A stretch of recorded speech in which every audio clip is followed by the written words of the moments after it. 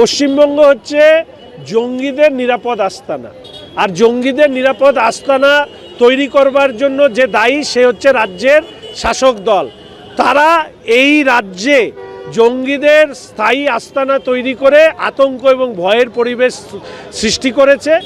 এবং এই দল তৃণমূল কংগ্রেস ভারতীয় জনতা পার্টির বিরোধিতা করতে গিয়ে কেন্দ্রের সরকারের বিরোধিতা করে, কেন্দ্রের সরকারের বিরোধিতা করতে গিয়ে দেশবিরোধী হয়ে এমন অবস্থা তৈরি করেছে যে সব জঙ্গি বুঝে গেছে এই পশ্চিমবঙ্গে আসলে তারা বেঁচে থাকতে পারবে। কিন্তু 2026-এ ঢুকে এই জঙ্গিদেরকে বের করে যে শাস্তি দেওয়ার তাই দেওয়া হবে। আভ্যন্তরীণ নিরাপত্তার পক্ষে বিপদ তৃণমূল কংগ্রেস। এই দলটাকে না সরাতে বললে পশ্চিমবঙ্গ নয় দেশের বিপদ। দেশের স্বার্থে এই দলটাকে বিসর্জন দিতে হবে। সাব্বির আহমেদ লোন যে বাংলাদেশে রয়েছে তার সঙ্গেই পরিচিত এই যে 8 জন যাদেরকে গ্রেপ্তার করা হয়েছে তাদের অধিকাংশরাই, এবং যেটা জানা যাচ্ছে যে ওমর ফারুক যাকে মালদা থেকে গ্রেপ্তার করা হয়েছে সে সহ পশ্চিমবঙ্গের যে 2 জন এবং তামিলনাড়ু থেকে যে 6 জনকে ধরা হয়েছে তারা প্রত্যেকে এই কিন্তু কাজ করছিল তার কথাতেই।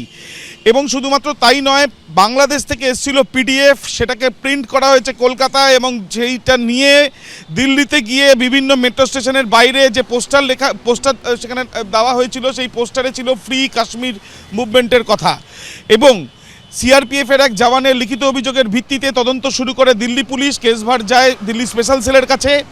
পরবর্তীকালে বিভিন্ন টেকনোলজি ব্যবহার করে টাওয়ার ডাম্পিং থেকে আরম্ভ করে বিভিন্ন টেকনোলজি ব্যবহার করে পুলিশ যখন মালদায় আসে, দিল্লি পুলিশ যখন এখান থেকে 2 জনকে ধরা, তার মধ্যে ওমর ফারুক একজন, তাদেরকে জিজ্ঞাসাবাদ করেই তামিলনাড়ুতে বাকি 6 জন আছে তারা জানতে পারেন। এবং এটাও জানা যায় যে বাংলাদেশ থেকে বসে এই সাব্বির আহমেদ লোন সে নিজে টাকা পাঠাচ্ছিল ঘর ভাড়া নিয়ে থাকার জন্য, টাকা পাঠাচ্ছিল যাতে তার কথা অনুযায়ী চলে, এবং টাকা পাঠানোর কথা ছিল যাতে অস্ত্র তারা দিতে পারে। এমনটাই তথ্য কিন্তু তদন্তে উঠে আসছে দিল্লি পুলিশের কাছে। শুধুমাত্র তাই নয়, তাদের পরিকল্পনা যে বিষয়গুলো জানতে গিয়ে তদন্তকারীরা এটাও জানতে পারছেন এই সাব্বির আহমেদ লোম সে বেশ কয়েকবার হিলি সীমান্ত দিয়ে ভারতবর্ষে প্রবেশ করে আবার বাংলাদেশে চলে যায়।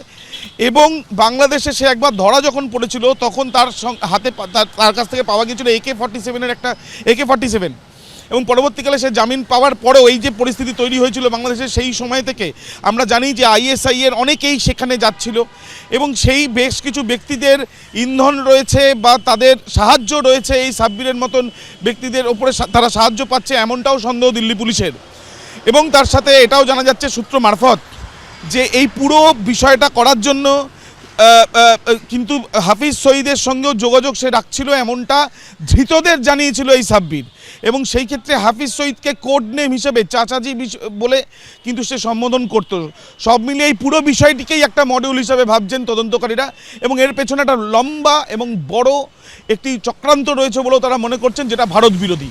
এবিপি আনন্দ, এগিয়ে থাকে, এগিয়ে রাখে।